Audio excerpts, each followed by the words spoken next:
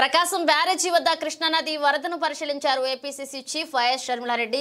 కొట్టుకు వచ్చిన పడవల తాటికి విరిగిపోయిన గేట్లను పరిశీలించారు పీసీసీ చీఫ్ వైఎస్ షర్మిల. పడవలు కావాలనే వదిలేరా, దీనికి బాధ్యులు ఎవరో గుర్తించాలన్నారు. కఠిన చర్యలు తీసుకోవాలన్నారు. ఇలాంటివి మళ్లీ పునరావృతం కాకుండా చూడాలన్నారు. ప్రకాశం బ్యారేజీకి ఇది సామాన్యమైన దెబ్బ కాదు. జగన్ హయాంలో అసలు బ్యారేజీలకు ప్రాజెక్టులకు సరైన నిర్వహణ కూడా లేదని విమర్శించారు.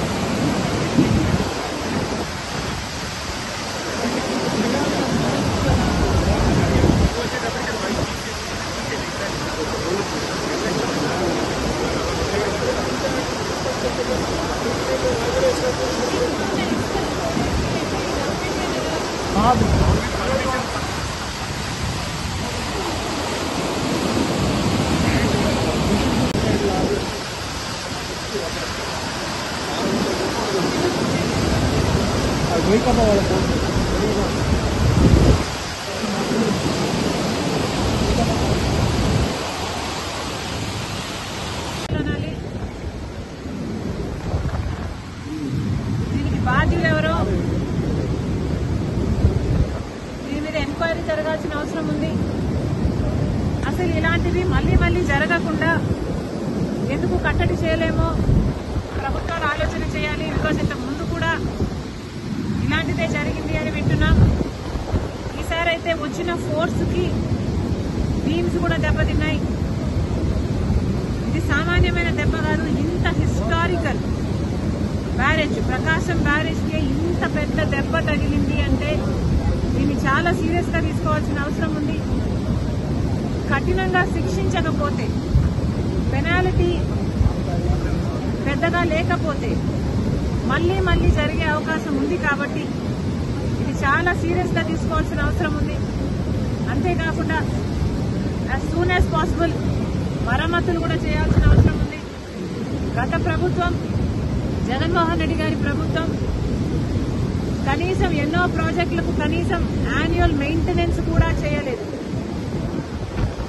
రాజశేఖర్ రెడ్డి గారు కట్టిన ప్రాజెక్టులకు కూడా కనీసం యాన్యువల్ మెయింటెనెన్స్ కూడా చేయకపోతే చాలా చోట్ల చూసాం మనం. గేట్లు కూడా ఊడి నదులలో తేలడం చూసాం. అలాంటి పరిస్థితులు రాకుండా ఈ ఒక్క బ్యారేజ్కే కాదు, మిగతా ప్రాజెక్టులన్నీ కూడా రాష్ట్రంలో ఎక్కడెక్కడ ఏమేమి అవసరాలు ఉన్నాయో ముఖ్యమంత్రి దృష్టి పెట్టాల్సిన అవసరం ఉంది. వాటన్నిటినీ కూడా నివారించిన అవసరం ఉంది. మరొకసారి ఇంత వరద, ఇంత ఘోర విపత్తు వస్తుందని ఎవరమూ ఊహించలేదు. కానీ రెయినీ సీజన్ అంటేనే రెయిన్స్ వచ్చే సీజన్ కాబట్టి వీలైనంత వరకు ప్రికాషనరీగా ముందే ప్రభుత్వాలు, అధికారులు ఆలోచన చేసి డ్యామేజ్ కంట్రోల్ మోడ్లోనే రెయినీ సీజన్ మొదలు నుంచి ఉండాలని కాంగ్రెస్ పార్టీ కోరుతుంది. ఈ బ్యారేజ్కు సంబంధించి వెంటనే చర్యలు తీసుకోవాలి.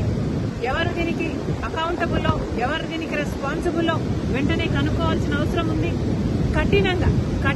కఠినంగా శిక్షించాల్సిన అవసరం ఉంది. ఎందుకంటే ఇది మళ్ళీ రిపీట్ కాకూడదు కాబట్టి.